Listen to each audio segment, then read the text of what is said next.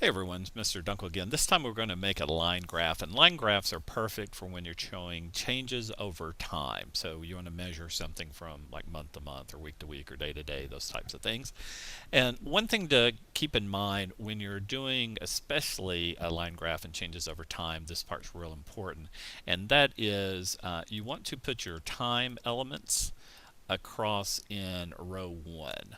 So basically here's what's going on. The labels you put here in row 1 typically are going to be your x-axis, and then what you put in the A column is going to be your y-axis. So for showing changes over time, we want the x-axis to represent time.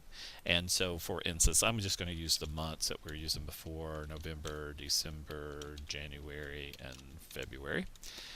And let's put in Mary and Bob. Okay, and so what we're going to measure here over these 4 months is weight, and how weight changes oftentimes in the winter months. And so we're just going to, take the measurements of each person at the end of each month. So let's say at the end of November, Thanksgiving's happened, and Mary weighs 105 pounds.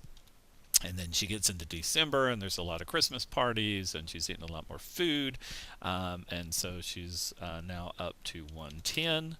But then when she gets into January, she's determined that she's going to work off all of that weight, and so in January she's down to 103, and she's just got New Year's resolutions going really good, and she's really working hard, and she's actually dropped down, let's say, to 98.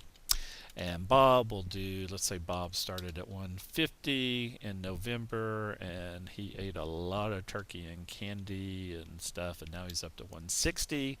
And January rolls around, and he gets sick with the flu, and so he loses a bunch of weight with that, which brings him to 152. And then he starts working out, and he drops down to 145. Actually, let's say he works out and bumps up a little bit. Let's have him bump up because he's getting stronger and building muscle. All right, so here we go. We've got the two people here. We're going to select our information, go to Insert, and in this case we're going to go here to Line Chart. And when we pull it down, you'll notice some different options. There's two that you really need to focus on, and don't worry so much about the others, and that's these two right here. Okay, they're really the same one. However, the bottom one has these markers, and I highly recommend that one because the markers are helpful, so that the viewer can see, they see the little dot and it draws their attention there. These are also somewhat okay to use. They're stack lines. Well, excuse me, don't use these in this situation, because notice, look at Bob, it's got him up at 250 kind of thing. It's not an accurate representation. So I'm actually glad we're seeing this, because you always need to double check before you select it, to make sure it is actually representing what you want it to represent. And don't use this as well. This is a similar thing, but it's a percentage stack line. So again, avoid those. The ones you want to use are these two on the left, but I highly recommend this one right here. So you just simply go ahead and add it, and then you go in and do the things we talked about in previous ones, like you add your axis titles. Data labels are often very helpful in this type of situation. One thing to note is when you're doing your axis titles, notice we got 0, 20, 40, 60, 80.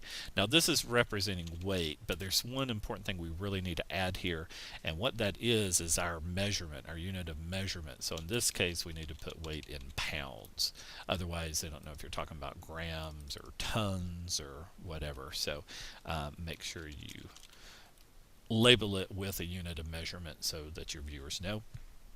From there, you can do all the other stuff that we talked about, as far as changing your style and going in and adding fills and different things like that. So just remember, when you're making a line chart, it's great for showing changes over time. Put your time element labels going across the top in row 1, and then you can put your other labels that you need in the A column, and that's how you make a line chart.